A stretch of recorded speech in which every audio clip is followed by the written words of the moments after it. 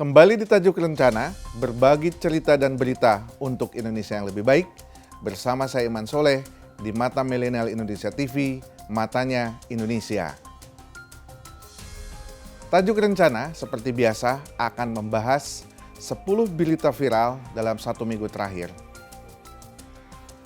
Berita pertama yang kita bahas adalah tentang kelompok kriminal bersenjata Organisasi Papua Merdeka atau yang lebih dikenal dengan KKB OPM.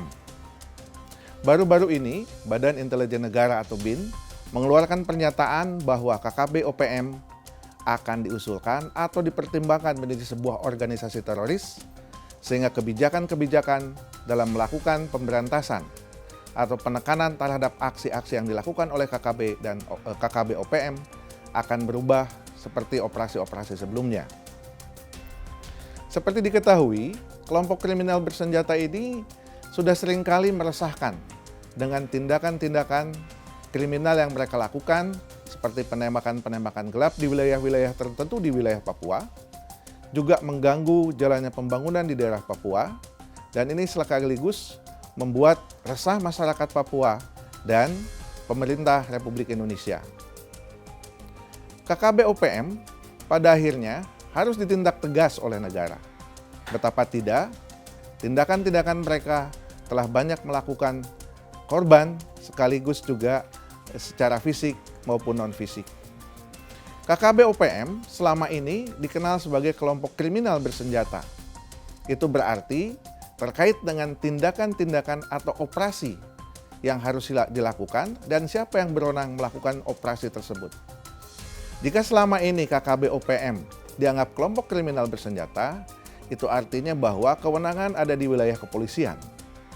Tetapi ketika nanti misalnya KKB OPM dirubah menjadi sebuah organisasi teroris menurut pemerintah dan negara sesuai dengan Undang-Undang Nomor 15 Tahun 2018 tentang pemberantasan tindak pidana terorisme, maka kemungkinan penyelenggara atau badan yang melakukan tindakan atau pemberantasan KKB OPM itu akan berubah. Hal ini bisa dibenarkan oleh undang-undang tersebut karena menurut undang-undang tersebut, operasi pemberantasan terorisme bisa dilakukan dengan melalui operasi gabungan antara TNI dan Polri. Selama ini, yang bergerak untuk melakukan pemberantasan KKB OPM hanya sebagian besar dilakukan oleh satuan-satuan Polri, termasuk Densus 88. Tetapi nanti ketika misalnya KKB OPM ini diberlakukan menjadi organisasi teroris, maka pemberantasan ini bisa dilakukan oleh TNI dengan satuan-satuan anti terornya. Mudah-mudahan ini menjadi sebuah harapan baru agar keresahan dan tindak kriminalitas yang dilakukan oleh KKB OPM bisa ditekan bahkan diberantas sehingga pembangunan di Papua bisa lebih berjalan dengan baik. Selanjutnya kita akan masuk kepada berita kedua, yaitu tentang pernyataan Pak Jokowi agar vaksinasi atau penyebaran vaksin itu harus sampai kepada daerah-daerah terpencil. Seperti kita ketahui dalam beberapa bulan terakhir, pemerintah sedang melakukan program vaksinasi. Ramai-ramai beberapa kelompok masyarakat, badan atau lembaga dan bahkan kementerian melakukan program vaksinasi internal atau kelompok-kelompok lain melakukan vaksinasi secara massal. Tetapi tentu juga tidak bisa dilupakan bahwa masyarakat daerah terpencil juga memiliki hak untuk mendapatkan program vaksinasi.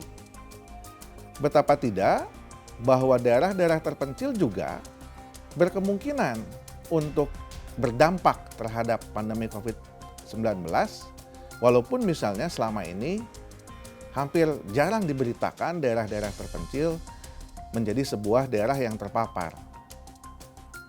Dengan demikian, himbauan atau instruksi dari Presiden agar program vaksinasi itu sampai kepada daerah-daerah terpencil adalah sebuah langkah maju agar vaksinasi ini merata dirasakan oleh seluruh warga masyarakat dan bahkan di seluruh wilayah Republik Indonesia.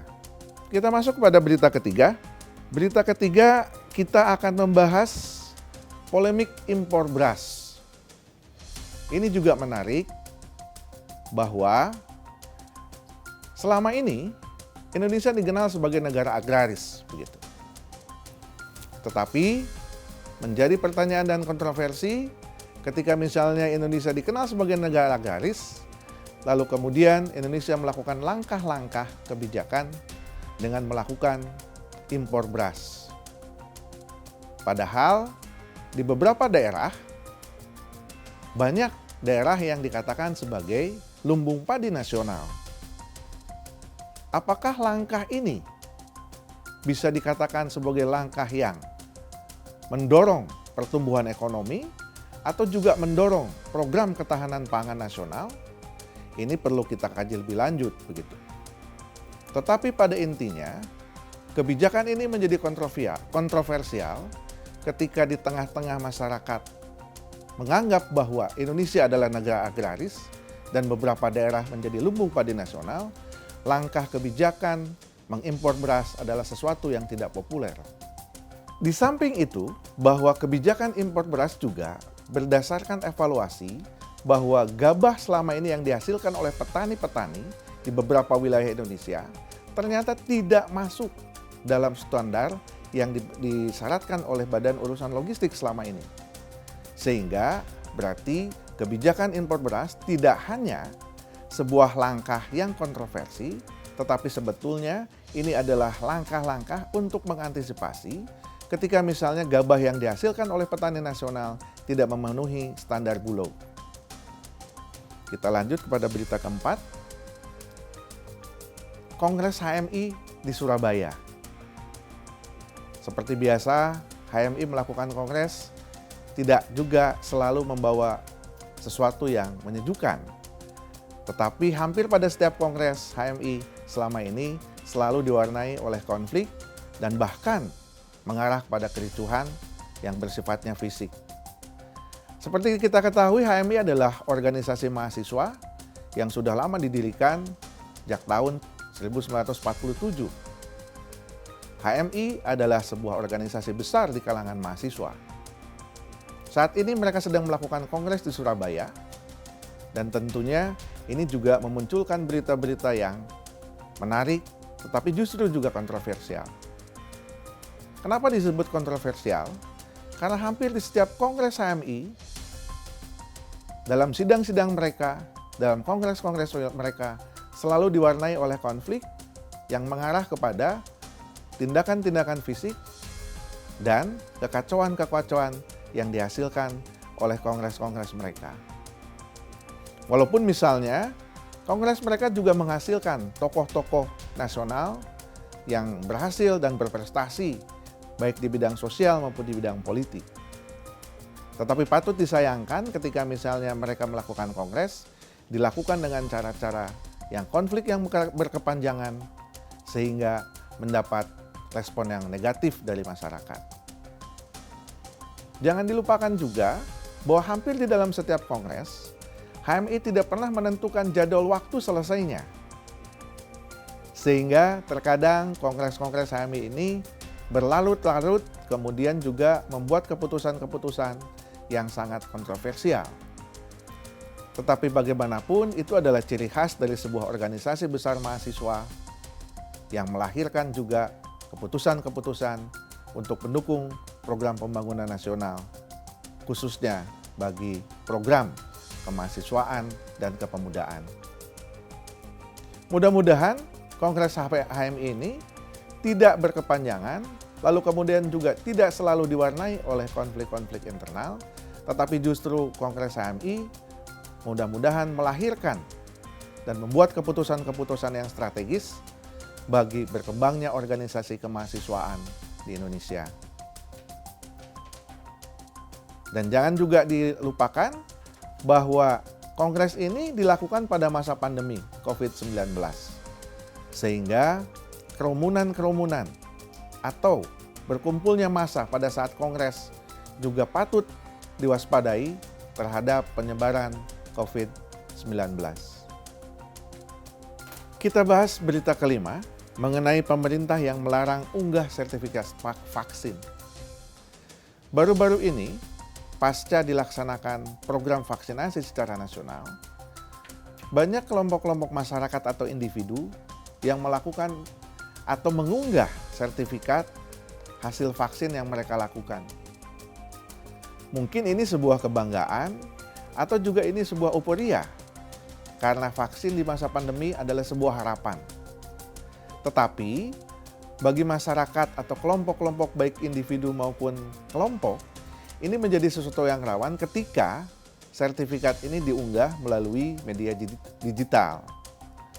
Kerawanan ini muncul ketika misalnya sertifikat yang diunggah melalui media sosial bisa mengundang orang lain untuk melakukan tindak pemalsuan atau bahkan terjadi kerawanan akan data digital yang mereka miliki. Sehingga mengunggah sertifikat hasil vaksin adalah sesuatu yang bisa berdampak kepada pemalsuan data digital bagi pemegangnya. Karena kerawanan di bidang media sosial ini banyak terjadi, tidak hanya memalsukan data vaksin, tetapi juga sudah terjadi beberapa kasus pemalsuan-pemalsuan lain yang dilakukan oleh kelompok-kelompok masyarakat secara individu maupun kelompok ketika misalnya mereka mengunggah dokumen-dokumen pribadi atau dokumen-dokumen lain yang bersifat rahasia.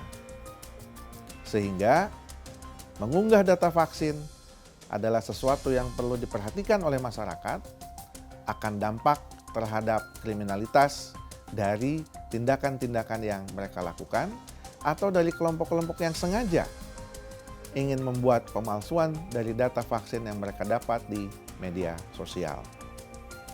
Kita masuk berita ke-6, ini terkait masih dengan kisruhnya Partai Demokrat. Seperti kita ketahui, beberapa waktu yang lalu, ada beberapa kelompok dari pentolan Partai Demokrat membuat partai tandingan dengan membuat kongres luar biasa di Medan, Sumatera Utara. Ternyata ini masih berlanjut, tidak hanya selesai dengan jalan damai, tetapi justru saling menggugat ke pengadilan, bahkan pelaporan ke polisian. Pertanyaan yang muncul adalah, apakah partai yang sekarang masih dikuasai oleh AHY menjadi partai yang demisioner atau kepengurusan yang demisioner, atau masih tetap berlangsung? Ini menjadi sebuah berita yang ditunggu oleh masyarakat ketika misalnya kedua partai ini saling mengklaim, bahkan mengaku salah satu partailah yang paling benar dan mendapat legalitas dari pemerintah. Walaupun secara legalitas salah satu yang baru mengadakan kongres luar biasa belum mendaftarkan diri secara resmi kepada Kemenkumham ketika misalnya Kemenkumham kemarin mengeluarkan pernyataan bahwa pendaftaran yang mereka lakukan belum memenuhi syarat-syarat yang ditentukan oleh undang-undang.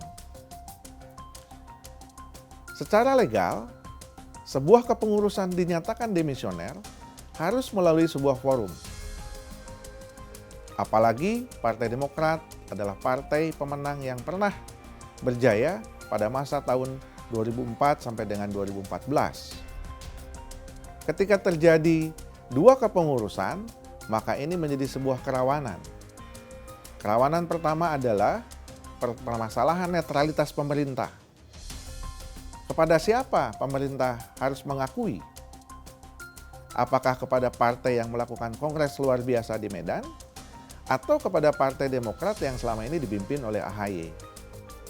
Sehingga keputusan nanti yang akan dikeluarkan Kemenkumham adalah keputusan yang menunjukkan bahwa pemerintah telah melakukan langkah-langkah sesuai yang disarankan atau diatur di dalam undang-undang. Selanjutnya bahwa ketika misalnya partai ini mendaftarkan hasil kongres luar biasa di Medan kepada Kementerian Hukum dan Hak Asasi Manusia, pasti Kementerian Hukum dan Hak Asasi Manusia harus melakukan tindakan yang betul-betul netral dan tidak memihak kepada siapapun. Tetapi yang harus dilakukan adalah bagaimana undang-undang mengatur hal tersebut. Jangan sampai misalnya publik malah mengatakan bahwa pemerintah ternyata tidak netral dan memiliki kepentingan-kepentingan politik tertentu bagi misalnya pemilu pada tahun 2004 mendatang. Juga kita akan melihat perkembangan partai ini ketika terjadi perpecahan di dalam tubuh kepengurusannya. Ini menjadi serius ketika misalnya pemilu tahun 2024 semakin mendekat.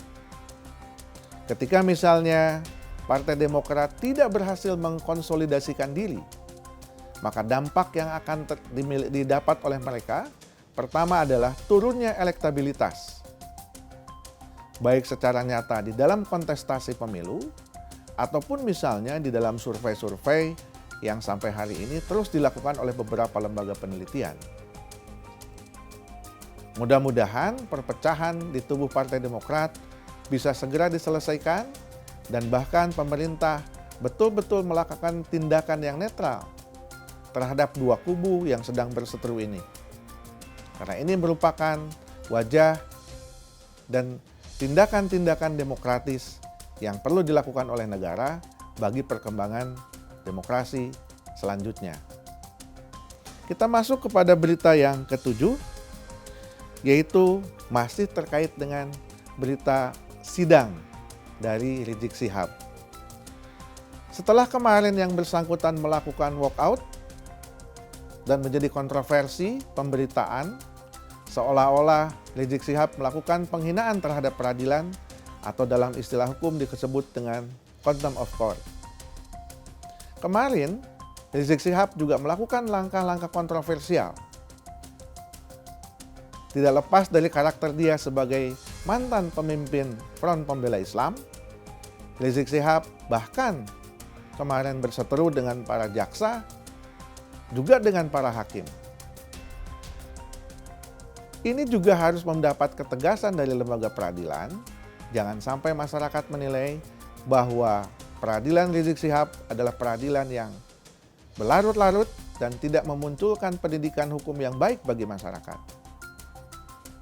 Di lain pihak, jangan sampai misalnya hakim dan jaksa kemudian diintervensi oleh pihak-pihak yang tidak berkepentingan di dalam sidang tersebut. Kemarin misalnya kita bisa melihat bagaimana seorang Munarman, mantan pengurus Front Pembela Islam, bahkan justru membentak-bentak jaksa.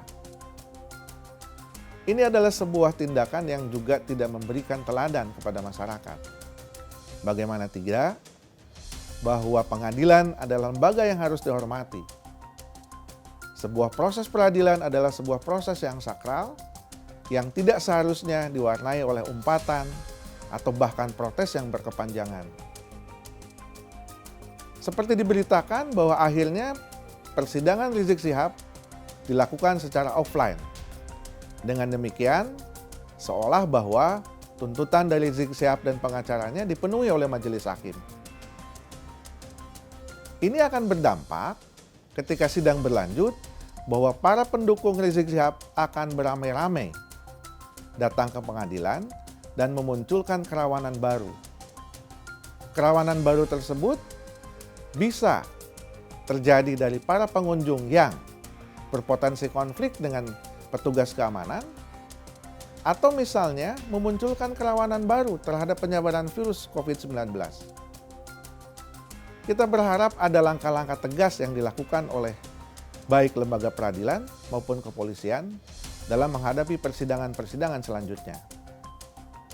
Justru hasil persidangan yang memutuskan Rizik Syihab boleh melakukan persidangan secara offline adalah sebuah langkah mundur di tengah-tengah pandemi COVID-19 masih berlangsung. Mudah-mudahan lembaga peradilan bisa ditegakkan dengan tindakan-tindakan tegas terhadap para terdakwa dalam kasus Rizik Syihab selama ini.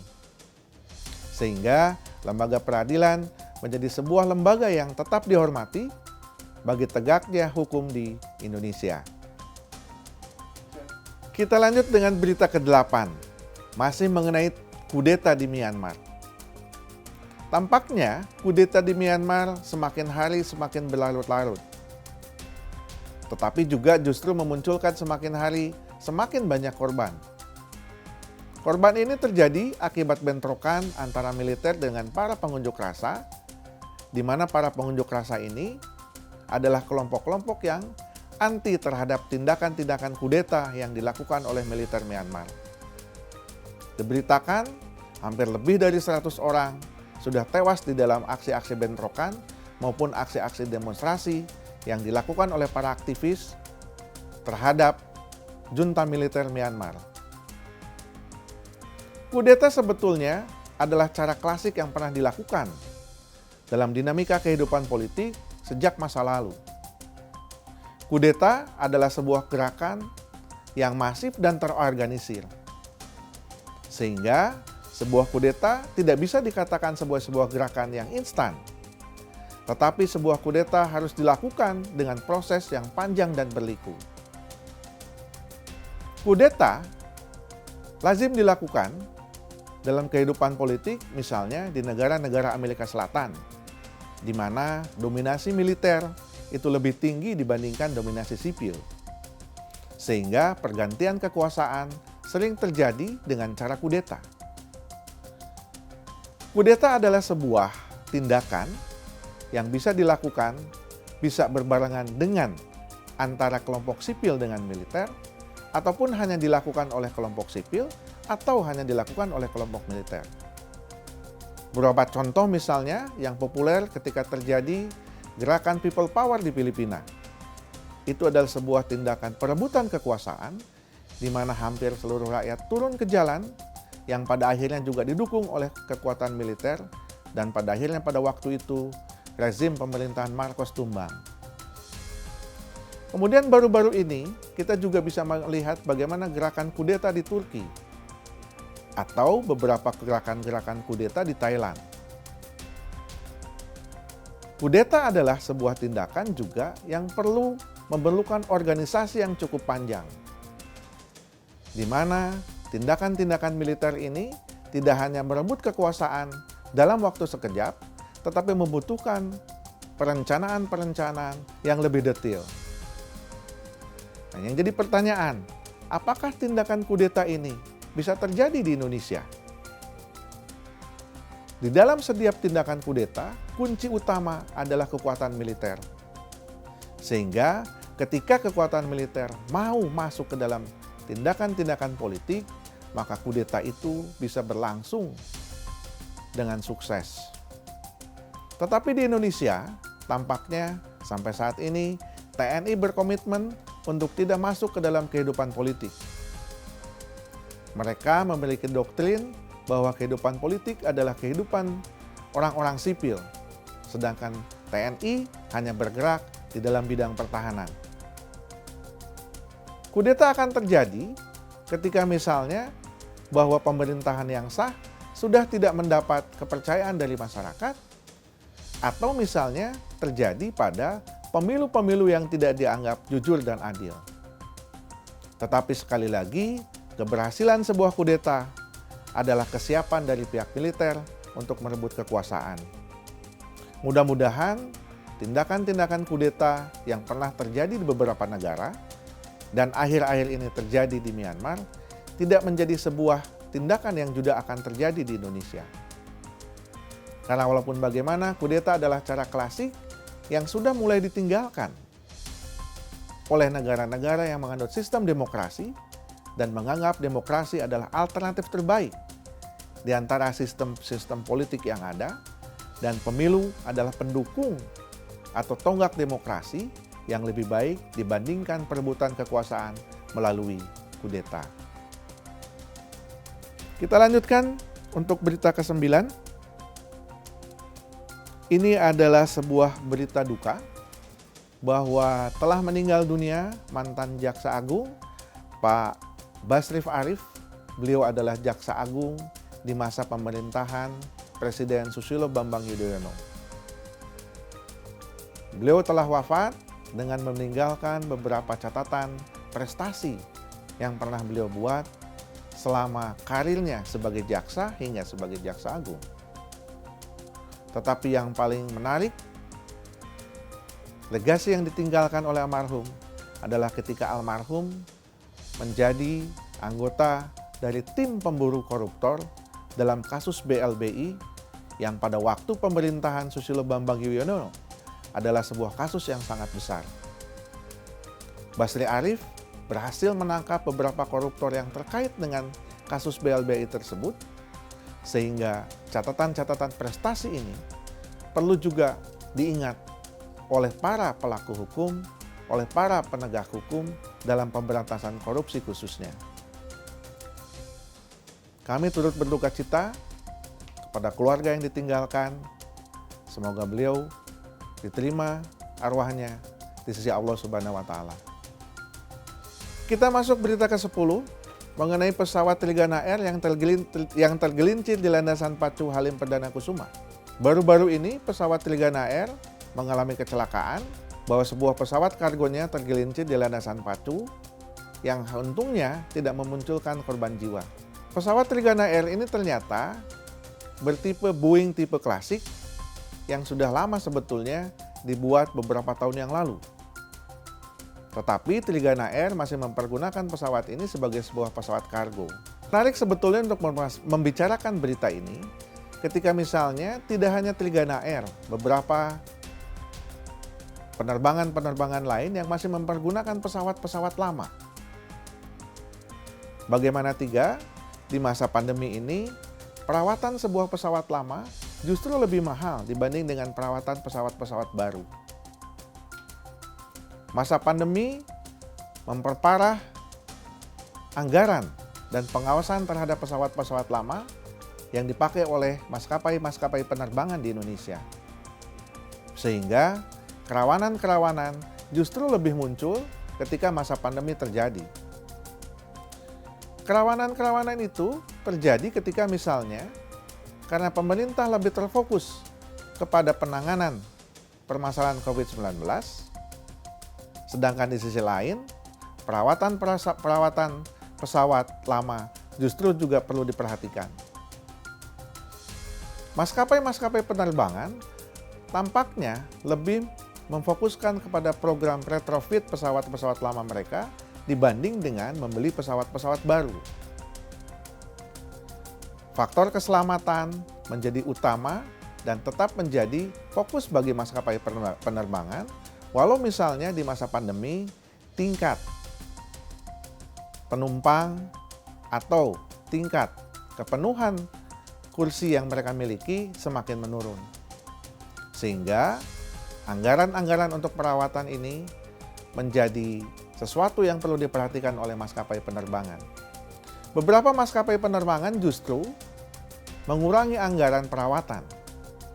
Dan ini berdampak kepada kerawanan pesawat itu ketika dipakai. Peran pemerintah menjadi penting dalam hal pengawasan perawatan pesawat-pesawat lama yang dimiliki oleh maskapai-maskapai penerbangan. Aturan-aturan yang terkait dengan penerbangan ini justru harus ditegakkan oleh pemerintah di masa pandemi. Karena justru pada saat di masa pandemi ini, pesawat-pesawat yang mereka miliki menjadi rawan dalam kecelakaan, sehingga ini memunculkan pertanyaan berbagai pihak. Sejauh mana misalnya pemerintah melakukan pengawasan terhadap maskapai penerbangan di masa pandemi? Lalu, bagaimana peran dari maskapai penerbangan dalam memunculkan anggaran yang masuk ke dalam kategori safety ketika misalnya mereka masih memakai pesawat-pesawat lama? Mudah-mudahan kejadian Trigana Air tidak terjadi pada maskapai-maskapai penerbangan yang lain, sehingga zero accident ini juga tetap berlangsung pada masa pandemi dan memberikan harapan keselamatan bagi para masyarakat yang ingin mempergunakan penerbangan sebagai salah satu alternatif transportasi. Terima kasih telah menyaksikan Tajuk Rencana. Saya Iman Soleh, pamit undur diri. Tetap saksikan Tajuk Rencana di Mata Milenial Indonesia TV, matanya Indonesia.